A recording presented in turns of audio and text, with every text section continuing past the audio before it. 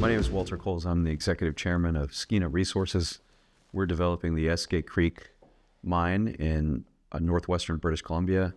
We just announced a $1 billion Canadian financing package, so we're fully funded and moving through permitting, construction, and hope to have the mine operating and generating cash flow very soon. Walter, welcome to London. Pleasure to be here with you. What are you doing here? What am I doing here? I raised this money, that financing package from Orion Resource Partners. The office here in London is the one I dealt with. And so back here for some meetings with them and also our broader shareholder base here in Europe. Right, okay. Now, fully funded, there's a phrase which sends shivers down my spine usually. Yeah. In your case, you put quite the package together. Do you want to kind of break it down for us, just so we understand the what and the why? Yeah, well, first to address your question or your comment about quote-unquote fully funded, our CapEx in the definitive feasibility study we did back in November was 713 million Canadian dollars. So you compare that versus the financing package we put together, which was $1 billion Canadian.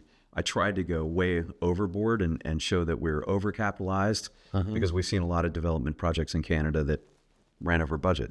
And so the last thing I want is to if we were to run into a problem, then go ask people with the begging bowl. Yeah, exactly. Yeah. Like that's the worst place to be. Yeah. So we tried to overcapitalize the company with this project financing package. Right. So let's break it down for people. Sure. In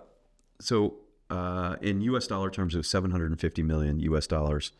There was a commitment for 100 million of equity, and then 200 million gold stream, 350 million US of senior secured debt, and then a 100 million cost overrun facility. Right. Okay. So equity, I think everyone understands. Well, or do they? Or have you got some nuance? I mean, there are nuances to the equity, and I'll give some context to where I'm going with this. The last two times that we've raised capital through bank-led financings in Canada with a syndicate of banks, there's a mysterious decline in our share price in the 2 or 3 weeks leading up to the deal, which could range from 10 to 20%. Right. Then typically in these Canadian capital markets, you're expected to do a 7, 8, 9% discount to your share price to bring in, entice your new investors. And then you're also paying usually a 5 or 6% underwriting fee. So when you add all that up, it's a lot of friction. Yep. It really adds extra dilution to when you go through the normal Canadian capital market system. It's painful. It is painful. Explain to people the VWAP system and why these strange pressures on people's share price leading up to that point. I mean, the obvious thing is that you have hedge funds probably in Toronto who hear whispers, a deal's coming, they short the stock, or if they had a position, they sell the position with the idea of if they shorted to cover their short into the financing, or if they already had a position, well, sell your position, take advantage of that discount to just pick up a few more pennies. But it's very parasitic, and it's not good for all the other shareholders who aren't doing that sort of nefarious activity. In my opinion, it's a real problem in the Canadian capital markets and Australia and London and New York. Yeah, and I go, why is this happening? And my only explanation is that the hedge funds are good clients of the banks, and so they allow this activity because the hedge fund is there to play every single deal. So the hedge fund is doing maybe 20 or 30 deals a year, where the companies show up for one deal every maybe year or two. So, maybe the economic incentive for the banks is to allow these hedge funds to get away with this nonsense. Right. Okay. So let's talk about some of the other things that you've tried to control there in terms of premium discount. Exactly. Yeah. So, with this particular deal, we had a direct equity investment. It was done at a premium to market. Yeah. So no discount, no underwriting fees to banks. That capital came in, straight to the company, and all of our shareholders will benefit from the way we design that aspect. Okay, so that's great. So it's not a sort of vanilla standard equity package with, you say, the friction involved there. Yep. You've taken care of business there. What did you do with the streaming? I guess I would say the holy grail from a stock price impact is get into cash flow. And what's bespoke about this particular financing package is we wanted to access a significant amount of capital ahead of the final operating permit.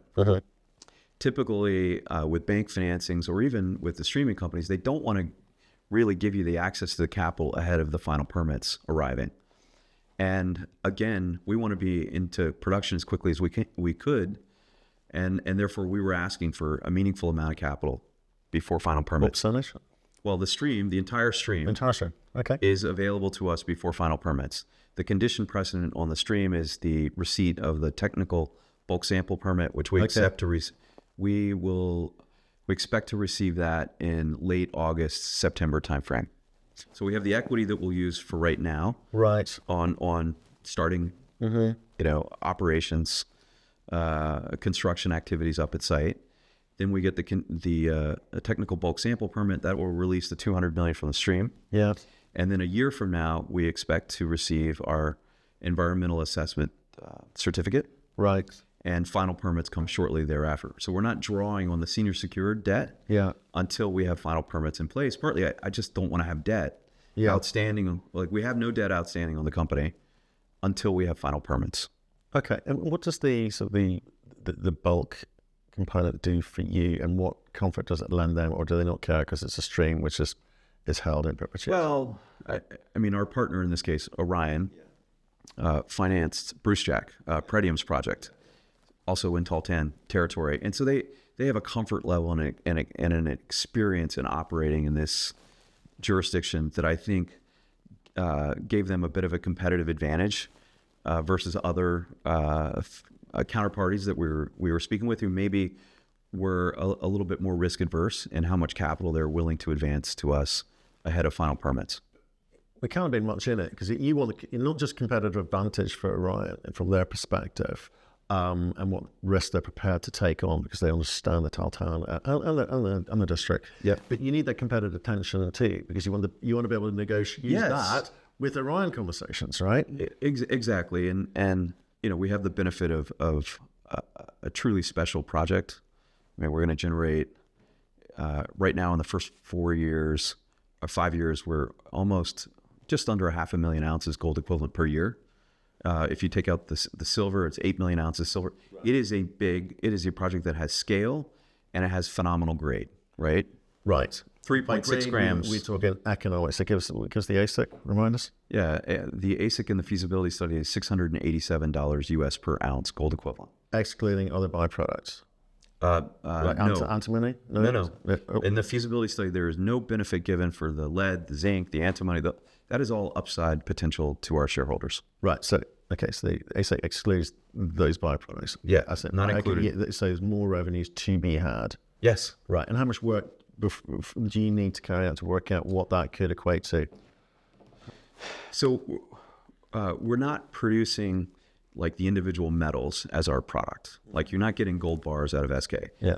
We're producing a concentrate. Yeah. And so that concentrate, basically we're taking 20 tons of ore and we're concentrating it down to 1 ton. Mm-hmm.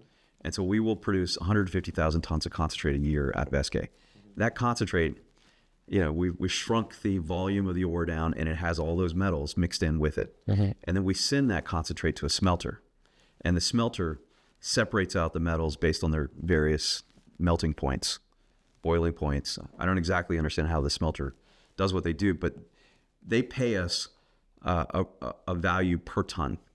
Right. And so right now, the quotes that we used in our feasibility study were based on the value of the silver and the gold per ton. And there was a certain payability percentage for the value of silver and gold. And we ended up, I think, like 88 for the silver and maybe 85 or 86 on the gold. Right. And my personal belief is that as we get closer to construction, closer to a cash flow and delivering that concentrate product, the competitive tension among smelters globally will drive up that payability and will likely position us such that we will get paid on the lead and the zinc and the antimony. That's how it will work. That's how it will work. Okay, so the bulk sampling that you're going to be doing, are you sending it to multiple regional smelters? We already have. We've taken from all the drilling. We created a couple kilo samples that we sent to 25, 30 smelters around the world. The next step would be to send larger samples, and we'll be able to do that on the other side of the bulk sample permit. Okay. So what else with regards to in terms of the mechanics of the stream have you engineered?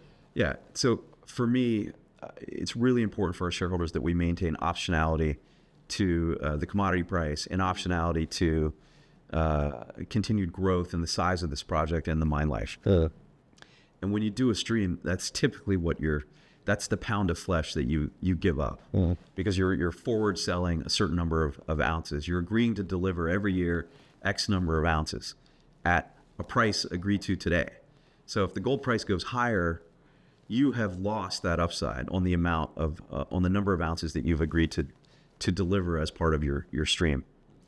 And then, of course, the second way streamers make a lot of money is they calculate their cost of capital and present you an offer based on your existing reserves. So if you end up a year later or 2 years later growing your reserves by 30 or 40%, well, guess who gets the benefit of all that? It's the guy you did the streaming deal with. So to me, it was critically important that we have an ability to buy back a meaningful amount of the stream that we signed with Orion. And so we have an agreement with Orion where we can buy back 2/3 of that stream at an 18% IRR. Right. And in terms of, again, is it restricted in any way in terms of over what period you can do that? And how much you need to do each time? There's a negotiation that goes on. I mean, we all want our cake and eat it as well. In this case, in that competitive process, we are limited to a window of 12 months after we're in cash flow. To buy back that 2/3 stream. How? Because do you know what I mean? It's kind of companies like to talk about first pour and cash flow, and they really mean very different things. It's very well defined in our definitive agreements. There's a completion test, and commercial production is very well defined. Okay, so I guess what can you do within the 12 months? I'm loving this bit of the conversation, right? Yeah. So one thing to keep in mind is this project has a using spot prices today, our internal rate of return is 57% after tax. In year one, we generate over 800 million Canadian dollars of after tax cash flow. Well, today's price is the payback is 8-9 months. So it's quick. So it's not a case of refinancing. You could refinance out. You could buy it back out of cash flows, right? Exactly. Which would be the best allocation of capital for you, wouldn't it? Yeah. I mean, if you got a project that's generating a 57% IRR, you're going to buy back a stream at 18% for sure. So, okay, so what we're going to talk about is, after we've kind of done the mechanics around the financing, will be the engineering and who's building and all of that, because that needs to work extremely well. We can't afford, as you referred, some companies have kind of fallen over, not just blowing up balance sheets, but actually fallen over in the build period. So, okay, with the stream, what else have you put in there? Sticking with streaming, what else is in there? So I mentioned that the two ways streamers make money is commodity price upside, which we have kind of capped, or at least for 2/3 of the stream. And then the second way is mine life extension. So in this case, we were able to negotiate a 500-meter area of interest around the existing reserves. Interesting. So we have an exploration package that's about 178,000 hectares. And for this particular stream, it's confined to about 800 hectares. So we again, we took away the growth for the streamer in terms of mine life extension. Interesting. And I think that's quite nice because of what you've done with the rest of the streaming deal. It means that I've seen quite cute games played by companies and streamers where your company says, well, we're not going to mine there anytime soon. We need a better deal. But you've already taken care of business up front. It's a nice, clean streaming deal. You'd argue fair for both sides. Yeah, I think there was some initial market reaction where people said, my gosh, this is a really expensive stream. It is. For now. For now, exactly right. Yeah. Because as we, maintain, if the price of gold goes up, we maintain that optionality for us. And that optionality has such tremendous value. If you're in the commodities space, like commodity businesses generally have below average returns with exceptional returns during brief periods of time. And if you don't maintain the optionality to benefit from those, upswings in the commodity price for those brief periods of time, so what are you doing in this business? And so that was a core theme of how we negotiated this package. That's the track. That's the track. Okay, so debt. Yeah. Let's look at that. $350 million US, senior secured debt facility. Security guys, everything. Yeah, everything in the company, and it's also senior to the stream is subordinated to the debt facility. And does any of the debt fall away as things progress, or is it just Well, a case of pay me back? here's the little unusual twist about our debt facility. We pay a 1% availability fee for the $350 million debt facility and the $100 million cost overrun facility. So we pay $4.5 million a year to have $450 million US committed to us. So we can say to your audience, to all of our investors, we're a fully funded project. But here's the cute little twist. At any point, we can walk away from that debt facility and the cost overrun facility for zero break fee, zero penalty. So if over the next 18 months we find an alternative, cheaper source of funding, we can switch gears and go with something else. We're not stuck in this facility. So this $4.5 million, how's that paid? Upfront, quarterly? No, it's capitalized, and so we wouldn't have to. If we walked away, we would owe that. But right now, it's not drawing on cash flow.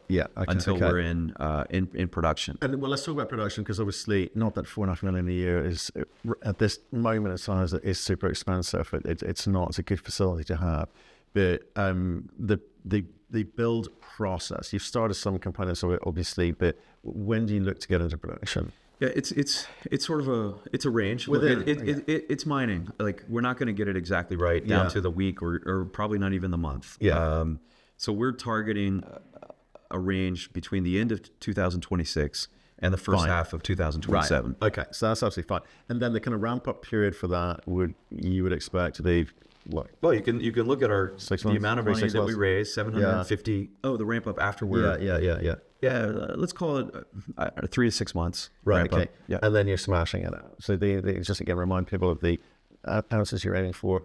Well, I mean, one of the unique things that we're doing is we're building a 6-month ore stockpile. So whilst building, we're starting now. Right. Fantastic. I mean, the idea is that, look, we're trying to mitigate risk in any smart way that we can. So if there were some sort of problem, big snowstorm comes in February and there's no mining for a month, doesn't matter. We got 6-month ore stockpile stacked up right outside of the mill, and so the mill just stays supplied. Nice. Yeah. With high grade. So let's talk about sort of the other things that you're thinking or must be conscious of. Okay, clearly pretty crappy markets for the last 3 years in terms of the equity side of things, but you were the right side of that. I think in terms of you've been at this for 10 years. 10 years, right? Yeah. Long time. Yeah. And you're institutional focused, right? So the retail component and the kind of the vagaries of retail investors have been under a lot of pressure, right? In terms of printing of money, higher taxation, higher costs, higher everything, right? And it's like disposable income, discretionary spend has reduced significantly. So for you, that didn't affect you so much because you went with the institutional route quite early. Yes, in the earliest days of when I joined Skeena, it had a market value of 500,000 Canadian dollars. Nice. And so it was finding a handful of institutions who would believe in our ideas and give us a check for $1 million, $1.5 million. I always felt like as a publicly traded company, retail investors could always buy the stock in the open market. But in terms of raising money to support our programs, we focused on institutions for that. Right. Okay. So I'm just trying to make it like the share register makeup was really, really important in a time which was quite difficult. Yeah, but there is a retail, at the end of the day, the institutions get their money from retail investors. And I think part of the reason the sector has become more difficult from a fundraising perspective, and also I would say from a stock performance perspective, is we've seen a continued outflow of capital from the precious metal equity mutual funds, whether it's our supporters at Franklin or Fidelity or BlackRock, all of them have told me that they continue to have outflows from active management to the index funds. Yeah, like that's a broad trend. Everybody knows about it.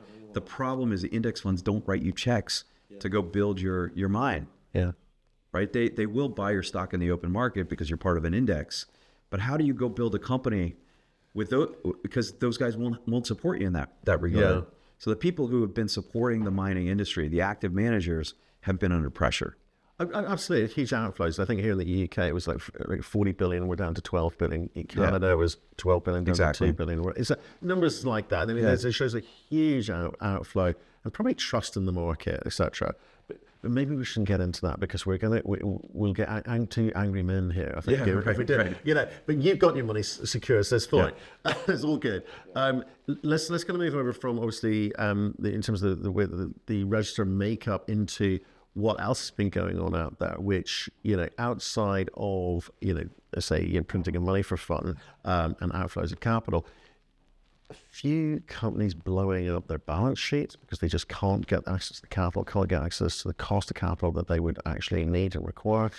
Unfortunate situations like Victoria Gold recently don't do much for the sector either. So looking at reputational stuff is really, really important to manage. And, you know, with the Taltan, etc., you know, getting that support, social license, all of that stuff, it genuinely is important. It really is important. So let's talk about maybe the things that you are looking at, especially carefully, not just because you're working with the Taltan, and I please love you to explain that a second, but you don't want something like a Victoria Gold thing happening to you.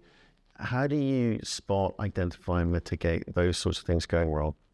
I think my answer to that is it's all about people, and it's all about your team. So I think you've interviewed Randy Reichert, who's the CEO of the company. I recruited Randy from B2 Gold, which is a company that has historically had a reputation for building mines on time and on budget. And I've, you know, asked Randy to put together a team of mine builders, which he's done. I have a view, and not just about building a mine, but across the board in our company, that I hate relying on outside contractors. Right. I prefer that we hire the people internally and we task them with the responsibilities for whatever task we're trying to accomplish, because, you know, a contractor has multiple clients. You don't get 100% of their attention on your project. They're not eating, breathing, and sleeping Skeena Resources. So, you know, how we attack everything that we do is we bring in the right, you know, group of people with different skill sets, and we put them together. And I think we have been successful at team building within our company, and that's reflected in the, you know, our progress over the last 10 years. I really like that because I think there's a kind of arm's length distancing. When something does go wrong, well, I just did what you told me to do, right? It's not me, it's you. Yeah, you know, or they just go work on their other client. They're like, oh, I'm sorry it didn't work out for you, right? You know, because I totally agree with that. And then also, I think consultants, for me, certainly from the banking perspective, they'll tell you what you want to hear, right? What do you want? Okay, you want me to say that? No problem. You're paying me, no problem. And I think taking responsibility internally is got to happen. Got to happen. You can't afford to not to. Okay. Let's talk about the Taltan, right? Because this is a really significant part. You referenced it earlier with how Orion got comfortable, but how do you work with the Taltan First Nations group? I think we have a relationship of mutual respect. I've always said to the Taltan leadership, I'm only going to operate in your territory as long as you want me here. I'm a guest in your territory, and I'm you know, I recognize that, and I recognize that this project has to be something that's very beneficial to your communities up here. And if it's not, like, we're not fulfilling our social license responsibility. And I think just saying that when I, you know, arrived 10 years ago into their territory was novel. I think more companies now who are operating in Taltan territory have adopted the same approach, and I think the Taltan appreciate it. The Taltan describe themselves as a mining nation. Right. They would say that the reason they had such a large area within British Columbia is because of the power they gained from mining. And by that I mean they mined obsidian on Mount Ziza, and they used this volcanic glass to create weapons. and so mining was the source of their the strength of their nation. They're also a very commercial nation. They traded obsidian with other First Nations groups. I've been told by the Taltan that their obsidian has been discovered as far south as Argentina. So, I think it's that combination of mining and being very commercial minded, right, that's ingrained in their DNA. Well, let's talk about what they get out of it, right? Because at the end of the day, money talks, and what does your company? Okay, it's one company out of many in the Golden Triangle, and and it's all good. But what have you given them? What do they get out of this? Maybe I'm going to focus on economics, and maybe you want to focus on other things. But give us a sense of that. Well, the first thing that the province of British Columbia did, which I thought was very interesting, is they took a portion of the BC minerals tax, which is on top of your regular corporate income tax. There's another 12% that we pay. Right. That goes to the province of BC. They took 1/3 of that and have set it aside for the First Nations. Okay. So the Taltan communities benefit directly from this tax sharing with the province. In addition to that, we're right now finalizing our impact benefit agreement with the Taltan, which will define certain economic profit sharing that we will commit to with the Taltan Nation over the construction period of the mine and also when it's operating.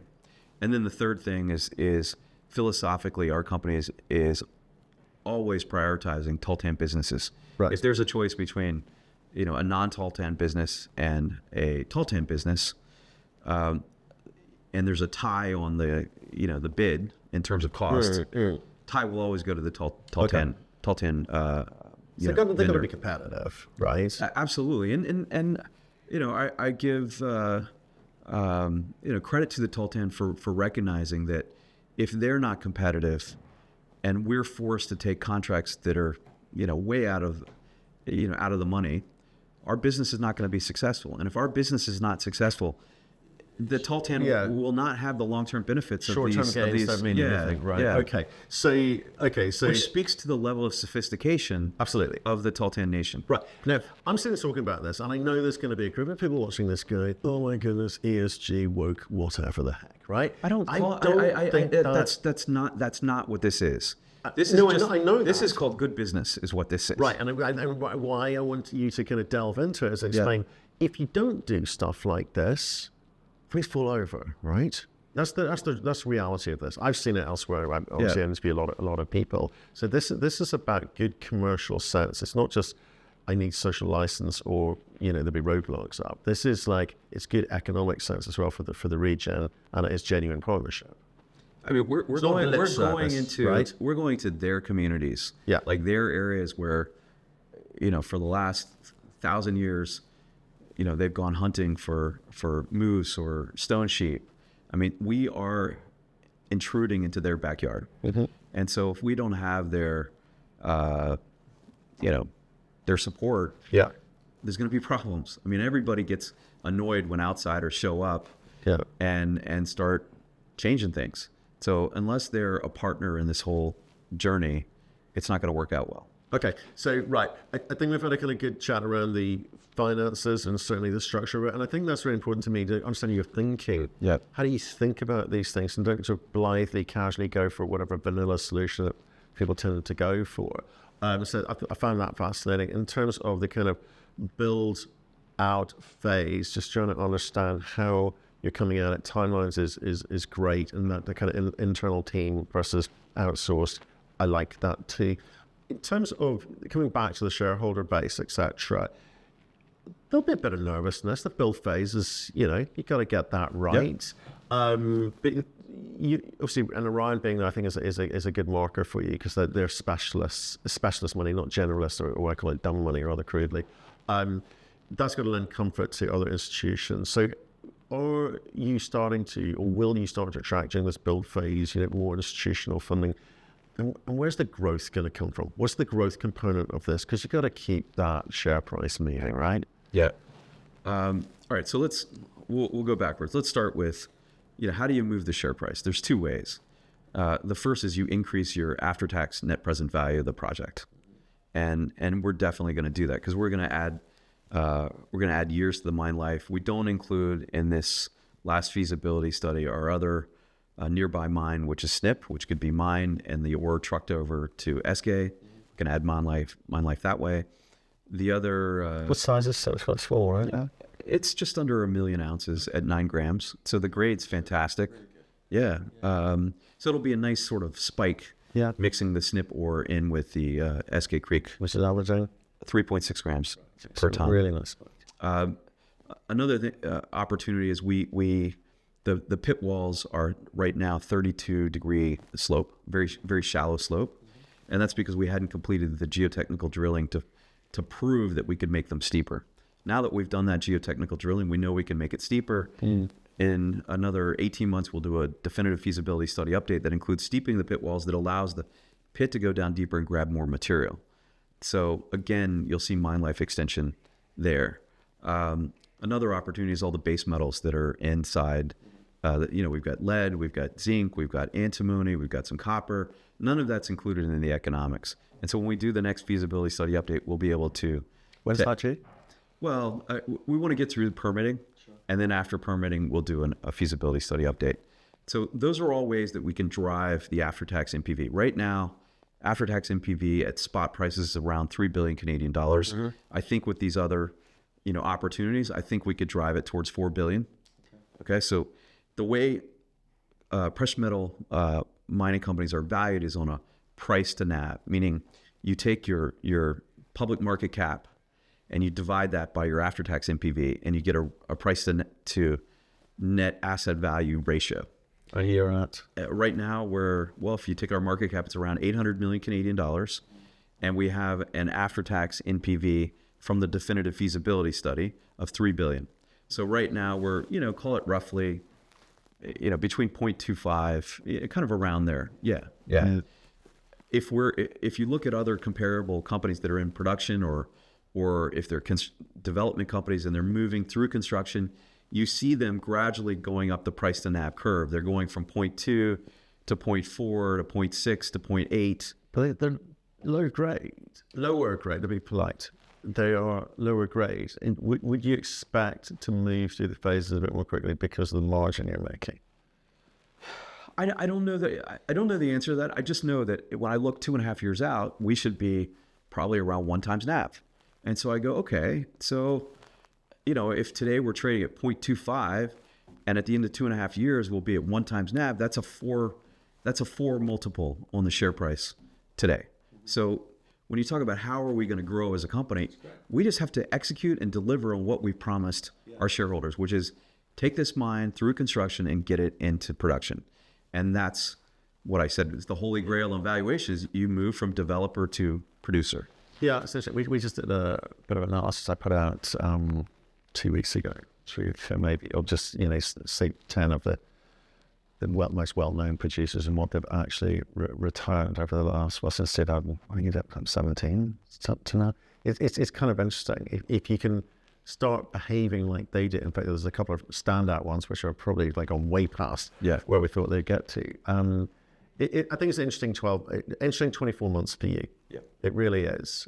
If you can... There's that phrase, though, there's many a slip between the cup and the lip. Yeah. And so we have to deliver. And there have been quite a number of development projects in Canada that have blown up. They've had CapEx overruns. Yeah. They got too much debt. They end up in trouble, and the shareholders get wiped out. And so... obviously we spent a lot of time thinking about this and going, how do we mitigate that risk along the way so we don't have a CapEx blowout? Yeah, well, I think a lot of the companies, and certainly ones with sort of, say 5 million ounce plus type projects, they're struggling well before they even get to the funding. You're past that point. It says you've kind of got that package in place now, and they're sitting there in paralysis, waiting to work out what's the timing, where do I get the money from, how much it's going to cost me, etc. Yes, we've seen a few blowouts, been some classic mistakes there from overambitious, and people trying to rush through the process. Yep. I refer to pure goals, and now West Red Lake sorting that out. Yeah, I'm glad you mentioned that because when I look back in hindsight, I was eager to push through the process, but instead we ended up doing a PEA, a pre-feas, a definitive feasibility study, and then we took another year to redo the definitive feasibility study. So we've spent so much time on the planning, and we've been able to refine the project and tweak it. I think that was smart.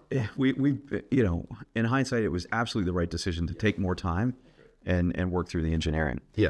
The other thing that really sets this project apart from some of the other projects that have had difficulties is that this is a brownfield project. And so we already have a lot of infrastructure in place, roads. We have a fully permitted, with ample capacity tailings facility. So we're not doing like the earthworks and the civil works, building big dams. This is actually a much smaller sort of project to work our way through. And I think, right, because of the brownfield nature, some of that cost overrun risk is mitigated. Yeah, no, I'm glad you brought that. I just think that you use the time wisely and focus on the right things, because there's a lot of pressure on public companies, CEOs and boards to race through to a process. Because I think some of the boards feel they don't have a quarter, they can't be out by a quarter. I'm like, I don't care about a quarter. I don't care about 6 months if it's a better outcome, and you can explain to me why it's a better outcome. And I like the fact that you guys did that. And now here you are, financing package in place, onto the next phase. Yep. There's no rest for the weary. There is no rest. There is no rest. Keep going. Yeah, well, I've enjoyed today immensely. Good to hear the progress, and we will follow you with a great interest. Thank you.